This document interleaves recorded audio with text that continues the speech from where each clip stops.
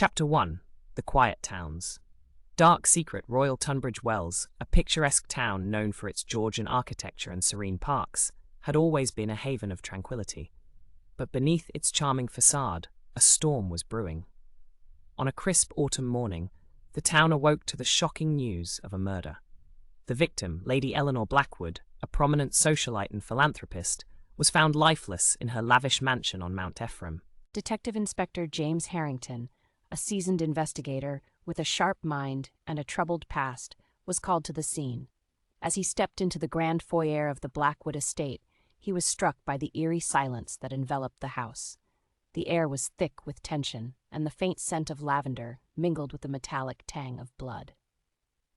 Lady Eleanor's body was discovered in the library, slumped over her antique mahogany desk. Her once elegant gown was stained with crimson, and her lifeless eyes stared blankly at the ceiling. A single, ornate letter opener protruded from her chest, its intricate handle glinting in the dim light. As Harrington began his investigation, he quickly realized that this was no ordinary crime. The library was in disarray, with books scattered across the floor and a shattered vase lying in pieces near the fireplace. A trail of muddy footprints led from the French doors to the desk, suggesting that the killer had entered through the garden. Harrington's first interview was with the Blackwood family butler, Mr. Albert Whittaker. A man of few words, Whittaker appeared visibly shaken but maintained his composure. He revealed that Lady Eleanor had been acting strangely in the days leading up to her death, receiving mysterious letters and making late-night phone calls. Next, Harrington spoke to Lady Eleanor's estranged son, Charles Blackwood. A brooding young man with a penchant for gambling, Charles had a strained relationship with his mother. He claimed to have been at a local pub at the time of the murder, but Harrington couldn't shake the feeling that Charles was hiding something. As the day wore on, Harrington uncovered more clues. A torn piece of paper found in the garden bore the initials J.W., and a cryptic note in Lady Eleanor's handwriting mentioned a debt that must be paid. The detective's instincts told him that the key to solving the case lay in unraveling the secrets of the Blackwood family. As the sun set over Royal Tunbridge Wells, Harrington stood in the library, staring at the blood-stained desk. He knew that the quiet town's dark secret was about to be exposed, and he was determined to bring the killer to justice, no matter the cost. Chapter 2. The Trail of J.W. Detective Inspector James Harrington decided to focus his efforts on uncovering the identity of J.W., the initials found on the torn piece of paper in the Blackwood garden. He began by cross-referencing the initials with the list of individuals who had interacted with Lady Eleanor in the weeks leading up to her death. His first lead came from Mr. Albert Whittaker, the butler, who recalled a man named Jonathan Whittaker, a distant cousin of the Blackwood family, who had visited the estate a fortnight ago. Jonathan, a reclusive artist, lived in a small cottage on the outskirts of town. Harrington decided to pay him a visit. The cottage was nestled in a secluded woodland, its weathered stone walls covered in ivy. As Harrington approached, he noticed the faint sound of classical music drifting through an open window. He knocked on the door, and after a moment, it creaked open to reveal a tall, gaunt man with piercing blue eyes. Jonathan Whittaker? Harrington asked, flashing his badge. The man nodded cautiously and invited the detective inside. The interior of the cottage was cluttered with canvases, paintbrushes, and half-finished sculptures. Jonathan explained that he had been working on a new series of paintings inspired by the Blackwood family's history. Harrington questioned Jonathan about his relationship with Lady Eleanor. Jonathan admitted that they had been close in their youth but had grown apart over the years. He claimed that his recent visit to the estate was purely professional, as Lady Eleanor had commissioned a portrait of herself. We both knew it couldn't last, Jonathan said, his voice tinged with regret. Eleanor was a woman of status, and I am just an artist. We agreed to part ways, but we remained friends. I would never harm her. Despite Jonathan's protestations of innocence, Harrington remained skeptical. He pressed Jonathan for more details about their relationship, hoping to uncover any signs of jealousy or resentment. Jonathan revealed that Lady Eleanor had been under immense pressure from her family to maintain her public image, and the affair had been a source of great stress for her. Harrington's next step was to revisit Charles Blackwood, Lady Eleanor's estranged son. He needed to determine if Charles was aware of the affair and if it had any bearing on his strained relationship with his mother. Charles, however, was less than cooperative. He denied any knowledge of the affair and reiterated his alibi, but Harrington sensed that Charles was holding back. As Harrington pieced together the fragments of the case, he realized that the Blackwood family's secrets ran deeper than he had initially thought. The affair between Jonathan and Lady Eleanor was just one thread in a tangled web of deceit, and Harrington knew that unraveling it would be no easy task. With each new revelation, the detective felt the weight of the investigation pressing down on him. He knew that the key to solving the murder lay in understanding the intricate relationships and hidden motives of those closest to Lady Eleanor. But as he delved deeper into the lives of the Blackwood family and their associates, Harrington couldn't help but wonder if he was getting closer to the truth or merely being drawn further into the labyrinth of lies. Chapter 4: The Financial Web. Detective Inspector James Harrington's investigation took a significant turn when he obtained Jonathan Whittaker's bank records. The documents revealed that Jonathan had been sending substantial sums of money to Lady Eleanor at regular intervals over the past year. This discovery raised new questions about the nature of their relationship and the possible motives behind the murder. Harrington returned to Jonathan's cottage, armed with the bank records. Confronted with the evidence, Jonathan's composure wavered. He admitted that the money was part of a private arrangement between him and Lady Eleanor, but refused to elaborate further, citing confidentiality. It was a personal matter. Jonathan insisted, his voice strained. Eleanor needed the money for something important, and I was in a position to help. That's all there is to it. It was a desperate situation. Jonathan admitted, his voice trembling. Eleanor was under immense pressure from her family to maintain her image. If the pregnancy had been discovered, it would have been a scandal. I couldn't let that happen. Harrington pressed Jonathan on whether he had any involvement in Lady Eleanor's murder. Jonathan vehemently denied any role in her death, insisting that he had no reason to harm her after the termination had been carried out. However, Harrington remained skeptical, knowing that fear and desperation could drive people to extreme actions.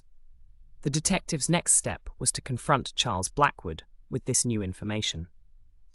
He needed to determine if Charles had known about the pregnancy and the termination, and if it had any bearing on his relationship with his mother. Charles's reaction would be crucial in understanding whether he had a motive for the murder. As Harrington prepared to meet with Charles, he couldn't help but reflect on the tangled web of secrets and lies that surrounded the Blackwood family.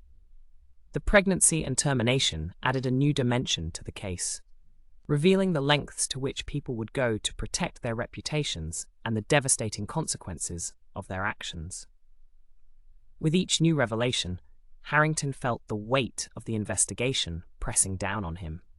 He knew that the key to solving the murder lay in understanding the intricate relationships and hidden motives of those closest to Lady Eleanor. But as he delved deeper into the lives of the Blackwood family and their associates, Harrington couldn't help but wonder if he was getting closer to the truth or merely being drawn further into the labyrinth of lies. Chapter 6: The Sun's Fury. Detective Inspector James Harrington met Charles Blackwood in the dimly lit study of the Blackwood estate. The air was thick with tension as Harrington revealed the truth about Lady Eleanor's pregnancy and termination. Charles's reaction was immediate and visceral, his face flushed with anger, and his hands clenched into fists as he struggled to contain his emotions. How dare you bring this up? Charles shouted, his voice trembling with rage. This is a private matter, and it has nothing to do with my mother's murder. Harrington observed Charles closely, noting the intensity of his reaction. The detective suspected that Charles might already have known about the pregnancy, despite his vehement denial. Harrington pressed further, asking Charles if he had any knowledge of the affair between Lady Eleanor and Jonathan Whittaker. Charles hesitated, his anger giving way to a more guarded demeanor. I had my suspicions, he admitted reluctantly, but I never confronted her about it. I didn't want to believe it was true. Your financial records show some interesting activity. Harrington began laying out the documents on the table. Large sums of money moving to offshore accounts, payments to a security firm, and a significant loan. Care to explain? Charles's face paled as he glanced at the documents. He hesitated before responding. Those transactions are personal matters, unrelated to my mother's death. Harrington pressed further. Personal matters that involve large sums of money and offshore accounts? That doesn't add up, Charles. If you're hiding something, now is the time to come clean. Charles's composure began to crack. He admitted that he had been dealing with financial difficulties and had made some risky investments that didn't pan out. The payments to the security firm were for personal protection, as he had received threats related to his gambling debts. Despite Charles's explanations, Harrington remained skeptical. He suspected that Charles's financial troubles might have driven him to desperate measures, including the possibility of orchestrating his mother's murder to gain access to her wealth. Harrington's next steps were clear. He needed to investigate the offshore accounts and the security firm to see if they had any connection to the murder. He also planned to look into Charles's gambling activities and the nature of the threats he had received. As Harrington continued to unravel the financial web surrounding Charles, he felt the case growing more complex.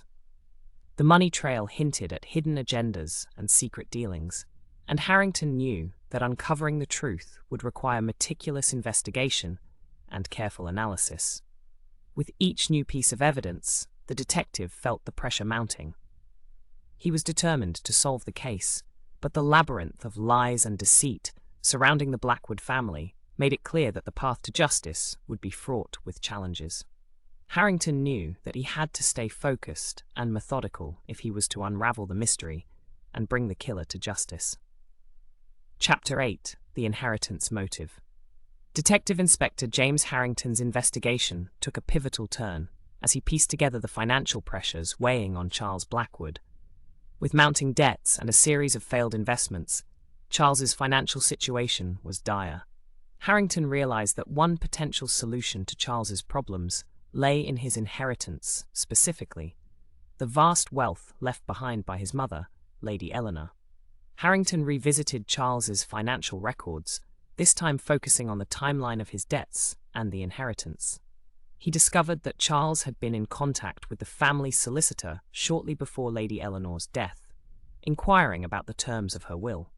The will, as it turned out, named Charles as the primary beneficiary, leaving him the bulk of her estate.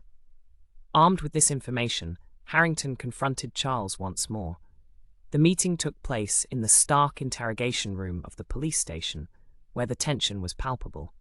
Harrington laid out the evidence before Charles, including the details of his debts, the inheritance, and his inquiries about the will. Harrington stated bluntly, "Your debts were piling up, and the inheritance would solve all your problems. Care to explain?" Charles's face flushed with a mix of anger and fear. You think I killed my own mother for money?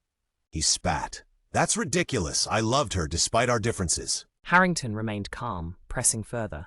Then why the sudden interest in the will? Why the offshore accounts and the payments to the security firm? It all points to someone desperate enough to do anything to get out of financial ruin. Charles hesitated, his anger giving way to a more defensive posture. I was just exploring my options. I never wanted her dead, you have to believe me. Despite Charles's protests, Harrington couldn't ignore the mounting evidence. The inheritance motive was compelling, and Charles's financial troubles provided a clear reason for him to want Lady Eleanor out of the way. However, Harrington knew that he needed more concrete evidence to tie Charles directly to the murder. The detective's next steps were clear. He needed to investigate the circumstances surrounding Lady Eleanor's will and any changes that might have been made recently. He also planned to look into the security firm Charles had hired to see if they had any involvement in the crime. Additionally, Harrington considered re-interviewing Jonathan Whittaker and other family members to see if they could shed more light on Charles's motives and actions. As Harrington delved deeper into the financial and familial complexities of the case, he felt the weight of the investigation pressing down on him. The inheritance motive added a new layer of intrigue, and Harrington knew that uncovering the truth would require meticulous investigation and careful analysis. With each new piece of evidence, the detective felt the pressure mounting. He was determined to solve the case, but the labyrinth of lies and deceit surrounding the Blackwood family made it clear that the path to justice would be fraught with challenges. Harrington knew that he had to stay focused and methodical if he was to unravel the mystery and bring the killer to justice. Chapter 9. The timing of greed. Detective Inspector James Harrington's investigation took a critical turn as he uncovered the precise timeline of Charles Blackwood's inquiries into the inheritance clauses of Lady Eleanor's will. The family solicitor, Mr. Reginald Hargrove, confirmed that Charles had begun asking detailed questions about the will 4 weeks before his mother's death. This revelation added a chilling layer of premeditation to the case. Harrington arranged a meeting with Mr. Hargrove in his office, a room filled with leather-bound legal tomes and the faint scent of aged paper. The solicitor, a man of meticulous detail, provided Harrington with a comprehensive account of Charles's inquiries. Mr. Blackwood was particularly interested in the clauses pertaining to the distribution of assets, Hargrove explained. He wanted to know if there were any conditions that could prevent him from inheriting the bulk of the estate. He also asked about the possibility of contesting the will if changes were made. Harrington's mind raced as he processed this information. The timing of Charles's inquiries suggested that he had been planning something significant well before his mother's death. The detective couldn't ignore the possibility that Charles had orchestrated the murder to secure his inheritance. Armed with this new evidence, Harrington returned to the police station to confront Charles once more. The interrogation room was cold and sterile, the perfect setting for the tense exchange that was about to take place. 4 weeks before your mother's death, you started asking detailed questions about the will, Harrington began, his voice steady but firm. Why the sudden interest, Charles? Were you planning something? I was just being thorough. I wanted to understand my rights. That's all. It doesn't mean I had anything to do with her death. Harrington leaned in closer, his eyes narrowing. 4 weeks, Charles? That's a lot of time to plan. And with your financial troubles, the inheritance would solve all your problems. It's a pretty strong motive. Charles's hands clenched into fists, but he remained silent, his eyes darting around the room as if searching for an escape. Harrington knew he was getting closer to the truth, but he needed more concrete evidence to make a case. The detective's next steps were clear. He needed to investigate any changes to the will that might have been made in the weeks leading up to Lady Eleanor's death. He also planned to look into Charles's activities during that critical 4-week period, including his communications and movements. As Harrington delved deeper into the timeline and the financial motives, he felt the weight of the investigation pressing down on him. The premeditation suggested by Charles' inquiries added a new layer of complexity to the case, and Harrington knew that uncovering the truth would require meticulous investigation and careful analysis. With each new piece of evidence, the detective felt the pressure mounting. He was determined to solve the case, but the labyrinth of lies and deceit surrounding the Blackwood family made it clear that the path to justice would be fraught with challenges. Harrington knew that he had to stay focused and methodical if he was to unravel the mystery and bring the killer to justice. Jonathan Whittaker, already burdened by the guilt of his affair with Lady Eleanor and the secret of her pregnancy termination, found himself increasingly suspicious of Charles Blackwood.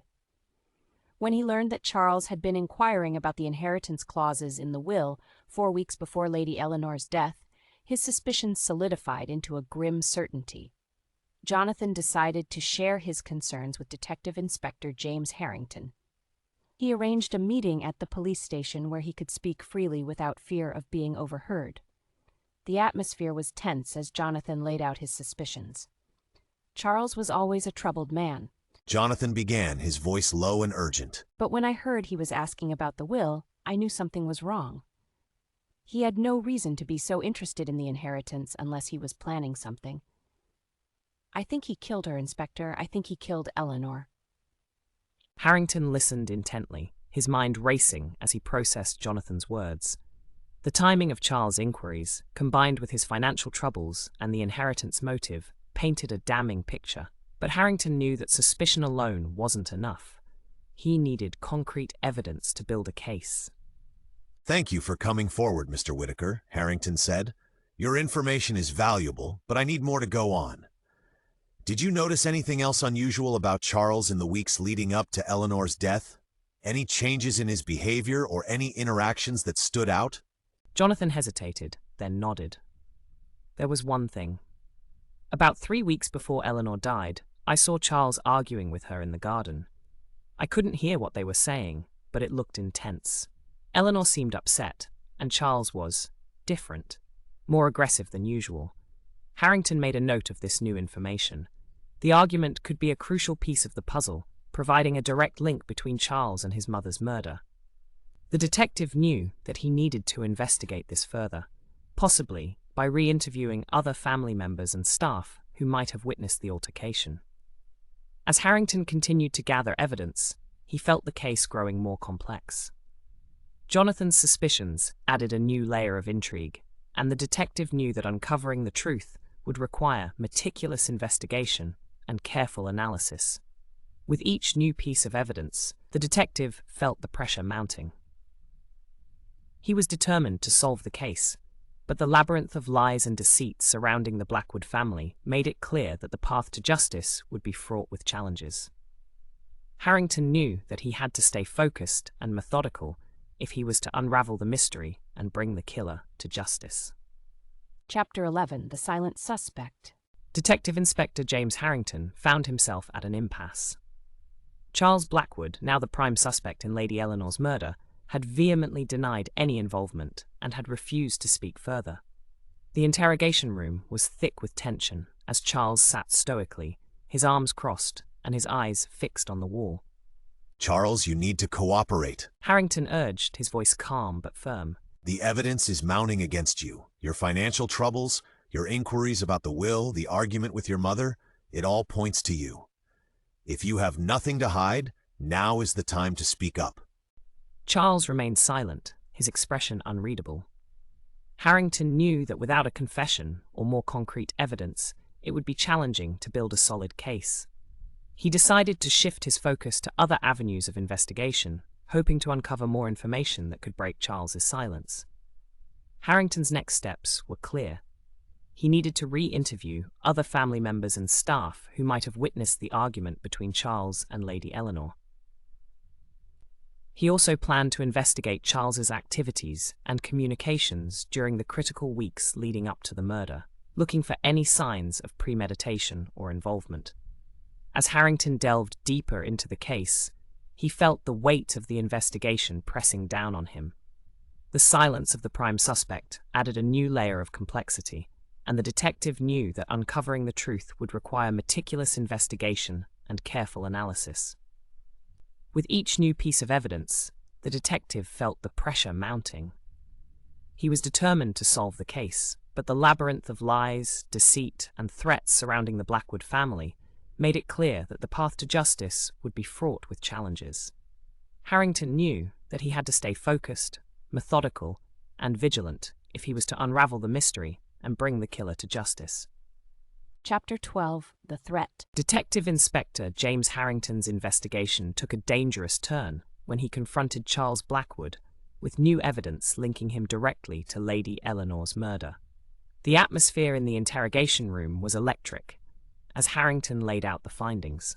Phone records showing calls to the security firm hired by Charles, financial transactions that matched the timing of the murder, and witness testimonies about the heated argument in the garden. Charles's demeanor shifted dramatically. His initial silence gave way to a simmering rage. His eyes narrowed, and his voice dropped to a menacing whisper. "You think you can pin this on me, Harrington? You have no idea what you're dealing with." Harrington remained calm but alert, sensing the threat in Charles's tone. "I'm just doing my job, Charles. The evidence speaks for itself. If you have an explanation, now's the time to give it." Charles leaned across the table, his face inches from Harrington's. "You keep digging, and you'll regret it. I have friends in high places, Inspector. You don't want to cross me." The threat was unmistakable. Harrington knew that Charles was desperate, but he also recognized the danger of pushing too hard. He ended the interrogation, ensuring that Charles was escorted back to his cell under close supervision. As Harrington left the station that evening, he couldn't shake the feeling of unease. Charles's threat was a clear indication that he was willing to go to extreme lengths to protect himself. Harrington knew that he had to tread carefully, but he was more determined than ever to uncover the truth. The detective's next steps were critical. He needed to secure additional evidence to solidify the case against Charles, while also ensuring his own safety and that of his team. Harrington decided to reach out to his superiors for support and to explore any connections Charles might have to powerful individuals who could interfere with the investigation.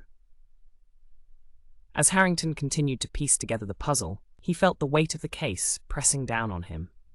The threat from Charles added a new layer of danger, and the detective knew that uncovering the truth would require not only meticulous investigation, but also strategic planning to navigate the potential risks. With each new piece of evidence, the detective felt the pressure mounting. He was determined to solve the case, but the labyrinth of lies, deceit, and threats surrounding the Blackwood family made it clear that the path to justice would be fraught with challenges. Harrington knew that he had to stay focused, methodical, and vigilant if he was to unravel the mystery and bring the killer to justice. Chapter 13, A Dangerous Gamble. Detective Inspector James Harrington's investigation into Charles Blackwood's connections revealed a tangled web of seedy associates and unpaid debts. While Charles had once been able to call upon these individuals for favors, his mounting financial troubles had eroded their loyalty. Harrington discovered that many of Charles's former allies were unwilling to help him, seeing him as a liability rather than an asset. This revelation was a double-edged sword for Harrington. On one hand, it meant that Charles' threats might be hollow, as he no longer had the support of those who could carry them out. On the other hand, it suggested that Charles was desperate and unpredictable, capable of taking drastic measures on his own. Harrington decided to use this information to his advantage.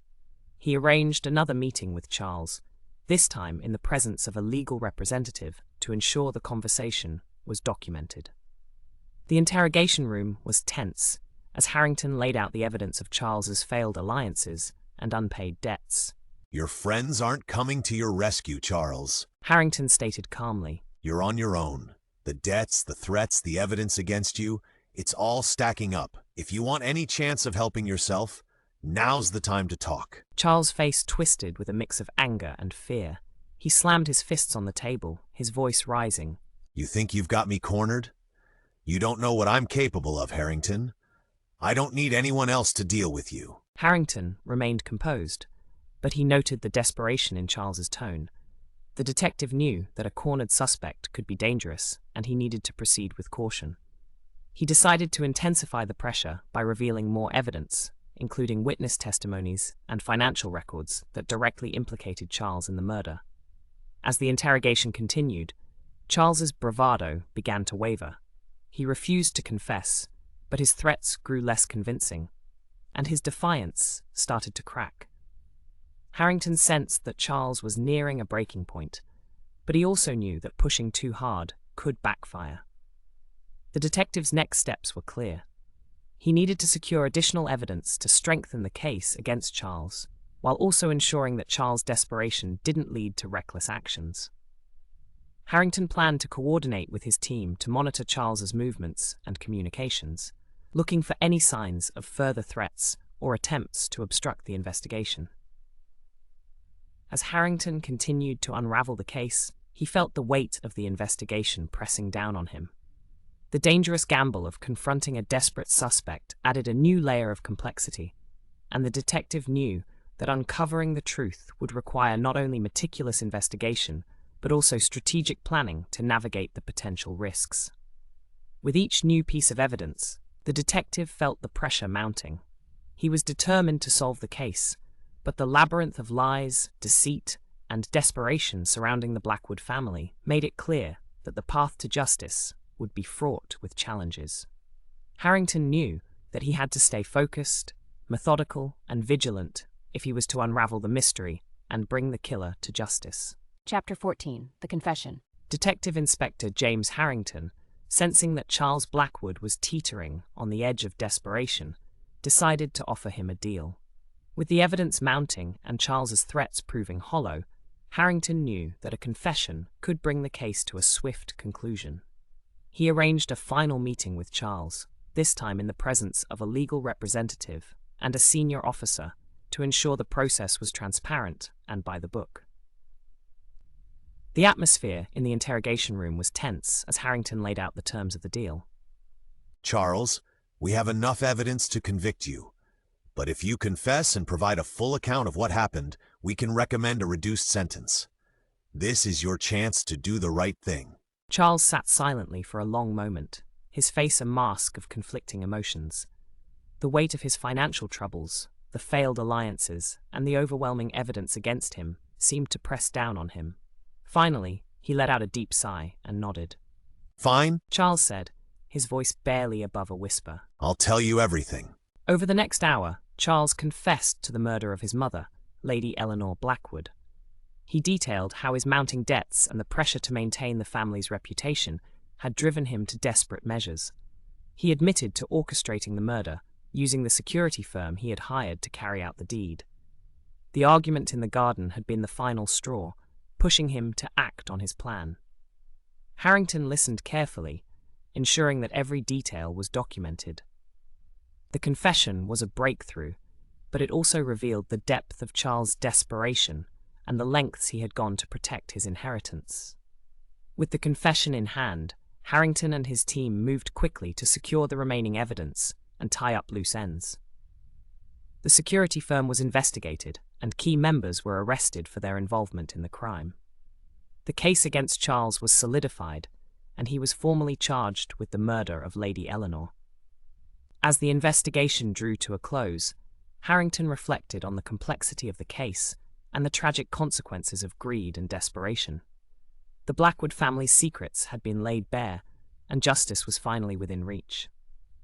The final chapter of the story saw Charles Blackwood standing trial for his crimes. The evidence, combined with his confession, led to a conviction. He was sentenced to life in prison, a stark reminder of the destructive power of greed and the importance of justice. Detective Inspector James Harrington returned to his duties, knowing that he had brought a killer to justice and provided closure to a case that had shaken the quiet town of Royal Tunbridge Wells. The dark secret of the Blackwood family had been exposed, and the town could begin to heal from the tragedy. Chapter 15. Aftermath and Reflection. With Charles Blackwood's confession and subsequent conviction, the Blackwood family was left to grapple with the fallout. The once proud family disowned Charles, cutting all ties with him. Lady Eleanor's death and the scandal surrounding her murder had tarnished the family's reputation, and they sought to distance themselves from the shame. The family solicitor, Mr. Reginald Hargrove, worked to manage the estate and ensure that the remaining members could move forward, though the shadow of the tragedy would linger for years to come. The people of Royal Tunbridge Wells were stunned by the revelation that Charles, a member of one of the town's most prominent families, was a murderer. The quiet, picturesque town had always prided itself on its sense of community and safety, and the news sent shockwaves through the close-knit population. Many residents struggled to reconcile the image of the charming, well-bred Charles with the cold-blooded killer he had become. The case became a cautionary tale, a reminder that darkness could lurk even in the most idyllic settings. For Detective Inspector James Harrington, the case was a turning point in his career. The investigation had exposed the complexities of human nature and the dangers of allowing biases to influence judgment. Harrington had initially been wary of the Blackwood family's wealth and status, but as the case unfolded, he realized that justice had to be blind to social class. He vowed to treat all individuals equally in future investigations, regardless of their background or standing in society. This lesson became a cornerstone of his approach to policing, earning him respect and admiration from his colleagues and the community. As the dust settled, Harrington took a moment to reflect on the case. The murder of Lady Eleanor Blackwood had been a harrowing experience, but it had also reinforced his commitment to seeking the truth and upholding justice. He knew that the scars left by the case would take time to heal, but he was proud of the work he and his team had done to bring closure to the town. The story of the Blackwood family's downfall became a part of Royal Tunbridge Wells history, a tale of greed, betrayal, and the pursuit of justice. For Detective Inspector Harrington, it was a reminder of the importance of integrity, perseverance, and the belief that none is above the law. Chapter 16, A New Dawn. In the months following Charles Blackwood's conviction, life in Royal Tunbridge Wells began to return to a semblance of normalcy. The shock of the murder and the subsequent trial had left the town reeling, but the resilience of its people shone through. The Blackwood family, though deeply scarred by the events, began to take steps toward healing. Lady Eleanor's charitable works were continued in her memory, and the family donated a portion of their estate to local causes, hoping to rebuild their tarnished reputation. Charles, now serving his life sentence, became a distant memory for the town. His name was rarely spoken, and the Blackwood family focused on honoring Lady Eleanor's legacy rather than dwelling on the actions of her son. The family solicitor, Mr. Reginald Hargrove, played a key role in managing the estate and ensuring that the family's philanthropic efforts were carried out with integrity. For Detective Inspector James Harrington, the case marked a profound shift in his career. His commitment to treating all individuals equally, regardless of their social standing, became a defining principle. This approach not only earned him the respect of his colleagues, but also strengthened the trust between the police force and the community. Harrington's team adopted his philosophy, and together they worked to ensure that justice was served impartially in every case they handled. The people of Royal Tunbridge Wells, though shaken, found solace in the resolution of the case. The town's sense of unity was restored as residents came together to support one another and honour the memory of Lady Eleanor. The tragedy served as a reminder of the importance of community and the need to remain vigilant against the darker aspects of human nature. As the years passed, the story of the Blackwood family's downfall became a part of the town's history, a tale of greed, betrayal, and the pursuit of justice. For Detective Inspector Harrington, it was a reminder of the importance of integrity, perseverance, and the belief that no one is above the law. The final chapter of the story saw Royal Tunbridge Wells emerge stronger and more united than ever. The town's picturesque streets and serene parks once again became a haven of tranquility, a testament to the resilience of its people. And as the sun set over the horizon, casting a golden glow over the town, it was clear that a new dawn had arrived, bringing with it hope, healing, and the promise of a brighter future.